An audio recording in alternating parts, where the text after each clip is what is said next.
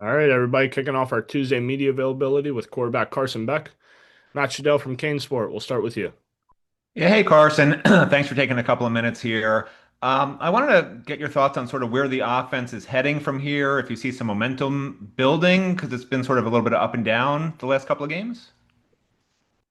I feel like, the entire season outside of, one game, really, we won, at least one of our attacks has been, I mean, pretty good, right? And obviously each week our goal is to continue to get better and find balance and having a good rushing attack, being physical, also trying to take shots, quick game, moving the power, all these different things that you could do as a offense, right? But again, I think we've continued to progress outside of one game where, we didn't really show up. And again, we talked about this last week. That starts with me.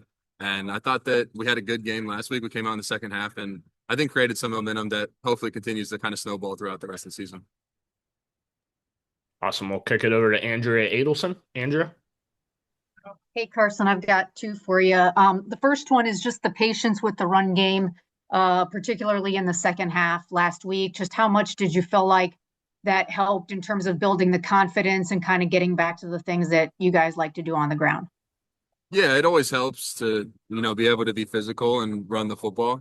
And it's something that you have to commit to, right? You're not going to hit 10-yard, 15-yard, 20-yard rushes and have explosive rushes all the time, right? Especially in the first quarter, right? Everybody's fresh, everybody's coming out with energy. People are coming in to come play us and we're going to get everyone's best effort and they're going to get our best effort as well. But at the same time, those 3 to 4 yard rushes turn into 8, 9 yard rushes in the fourth quarter later in games as you start to wear down teams. So something you have to commit to, but there also has to be balance. So just finding that and continue to improve in all facets as an offense is what we're doing. I think we're on the right track. And the second question for you, just looking ahead to SMU, I think they lead the country in turnovers gained.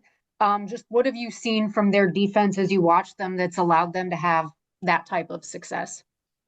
Yeah, they do a really good job. In my opinion, it's one of the best defenses in the conference, if not the best, and definitely one of the best defenses in the nation. If you watch it from an aspect of turnovers and you look at their D line and what they're able to do and, creating havoc in the run game and just honestly being able to be physical and kind of push people around is one of their strong suits. So, and again, that's I feel like what we do well. So, that's going to kind of be the key of the game is, who's able to kind of win that battle, right?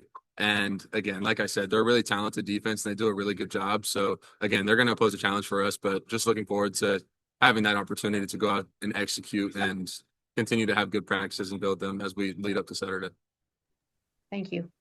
Awesome. We'll go over to Adam Lichtenstein next. Adam? Hey Carson, so kind of in the same vein, one of the things I noticed about SMU is that they're one of the top teams in terms of interceptions, but also one of the worst teams in terms of passing yards allowed. When you watch them on film, I guess what does that kind of tell you? Is there something that stands out about just the way they cover, or anything that would kind of account for that weird discrepancy? Well, when teams play zone coverage as more of their base, right, they're going to get more interceptions, and that's just, that's the name of the game, right? You have more vision on the quarterback, more eyes on the quarterback, so you have to be extremely accurate. You have to be on time, and again, not try to force things, right? If they spread the net and they cover it well, just again take the check down, live to play another day. Don't turn a bad play into a catastrophe, right? As compared to the teams that play man, right? Their eyes aren't on the ball. It's more pass breakups and things of that sort. So again, just watching them, they do a good job of kind of going through a Rolodex of coverages and blitzes and things of that sort. But again, it's going to be about us and how we're able to come in and execute and just try to be as crisp as possible. Awesome. We'll wrap it up with Jordan McPherson. Jordan?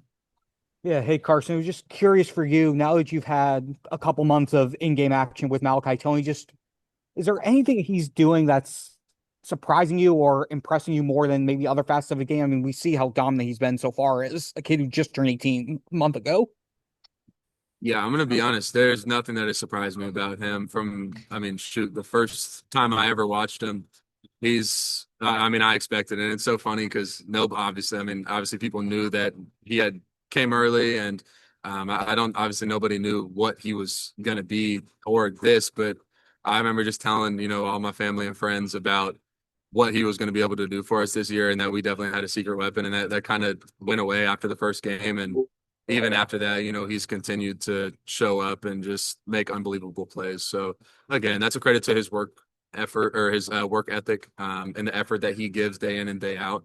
So just continuing to try to get better with him and try to make sure that we're getting everything out of him that we can each and every week. Awesome. Thank you, Carson. We'll see you Saturday. Have a good one. Thank you, guys.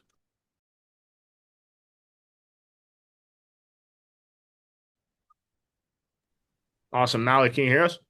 Yes, sir. Awesome. We'll go to wide receiver Malachi Toney next. Please use the hand raise function if you'd like to ask a question. We'll start with Adam Lichtenstein. Go ahead, Adam. Hey Malachi, how's it going? Good, and you? Doing well. So just looking ahead to SMU. I mean, first of all, I mean, it's going to be your first road game away out of the state of Florida. So just what are you looking forward to about that? Um, Really the same thing. Just take everything that we do on Green Tree up to another city, another state. That's really it. It's not really much of big of a deal. We And still a bit of sorry, a bit of a change of pace with the 11 o'clock, early start. Just how have you guys talked about that, and how you guys are going to handle kind of getting up early and getting moving, pretty quickly? I don't think that would be a big difference or a big deal for us because we start early here in Miami. So I think once we go up there and play the standard football, we'll be all right. Okay, we'll go over to Matt Shadell from Kane Sport. Matt.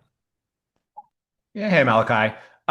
Can you talk about sort of, everyone's talking about your mindset. They say you're so young and you're so mature for your age and this and that.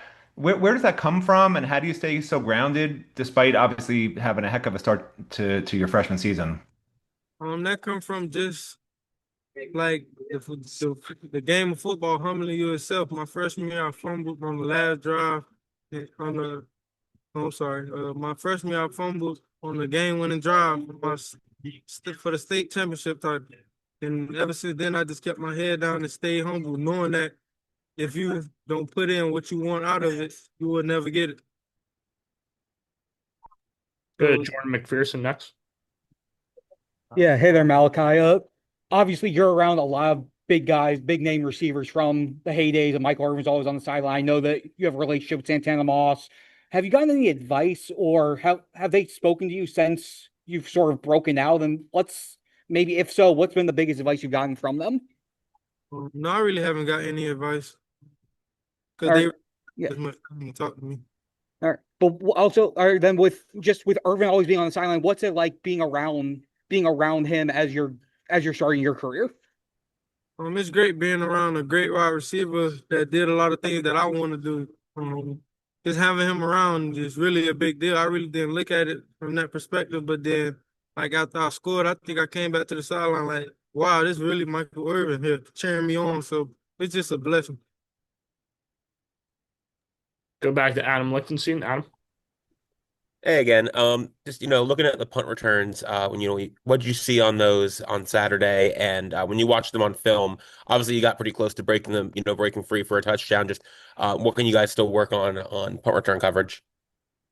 Things we can work on from punt return coverage is just screening a little bit more, and I could do a better job setting up those blocks and to be able to return one. So we probably will get one in the future. We'll see. Awesome. We'll wrap it up with Andrea Adelson. Andrea. Hey, Malachi, I remember after the Notre Dame game, everyone said, oh no, Malachi is not going to be a secret anymore. And yet you're still making plays on teams. Wondering if you've seen teams play you any differently as the season has gone on, and why you've continued to be able to have the success you've had now that you're a known guy. I'll say I have the success I'm having because I stay humble and stay grounded through everything. No matter how much hype they give me or try to boost my head up, I still go back to work and stay grounded. And of course, teams pull out different things. Some teams that talk to me and be like, this ain't high school no more, but I just don't say it. I just get up and walk off. And where do you feel like you have made the biggest improvements now that you've gone halfway through your first season? Just staying in tune with the details and just trying to become a better leader to those guys in the room, even though I'm young and I really don't say much, I can become a better leader. Thank you. Awesome. Thank you for your time, Malachi. We'll see you Saturday. Yo. All right, we'll wrap up our Tuesday media availability with defensive back Keionte Scott. We'll start with questions from Adam Lichtenstein. Go ahead, Adam. Hey, Keionte, how are you? Good, how are you? Doing well. So obviously you've been in the system now for a few months. Got 6, 7 games under your belt. Just how much more comfortable have you gotten over the course of the season in this defense? Yeah, I've definitely, come to an understanding of, what Coach Edmond is trying to do schematically, with myself and with the defense in general. So just, continuing to find different ways and different tweaks to, add personality into it, but also, playing within the defense. So I'm definitely feel like I'm getting comfortable. It's definitely some things I can continue to work on, always trying to, pursue to get better. So it's definitely something I'm looking forward to keep improving on and just finding different ways to add personality to it. And then just looking ahead to SMU this weekend, what stands out about their offense to you? Obviously, they didn't score a ton against Wake Forest last week, but they have, good playmakers on that team. Just what stands out to you about them? Just their ways they're the ways they're looking to create explosive plays is something that we're definitely looking at of slowing down and stopping the explosive plays from that they love to create. So that's definitely something. And then also the playmakers on the outside and us in the back end and making sure that we're doing our job and doing our thing out there on those islands and being able to slow down and slow down their explosive plays, control the quarterback can do some good things with his legs, with his arms. So definitely all around just looking to better to keep improvement as the season goes on and looking forward to the challenge. Go over to Jordan McPherson next. Jordan. Yeah. Hey there, Keionte. Stanford game last week. First drive, they go down, they score, and then you guys just shut them down the rest of the way. What changed after that first drive, or what impressed you the most about how you guys responded after that first drive? We're looking forward to, we don't want to keep, giving up those first drives and stuff like that. So, we're looking to improve in that area, but also just, the resilience of guys realizing that, man, we are who we think we are.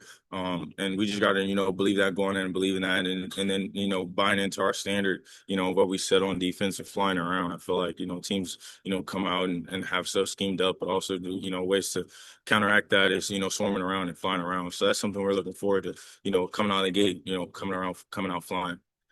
And then just curious, as a nickel corner, what's it like in practice going up against a guy like Malachi Toney, and just how much has he impressed you if what he's doing it? I mean, he just turned 18 like a month ago.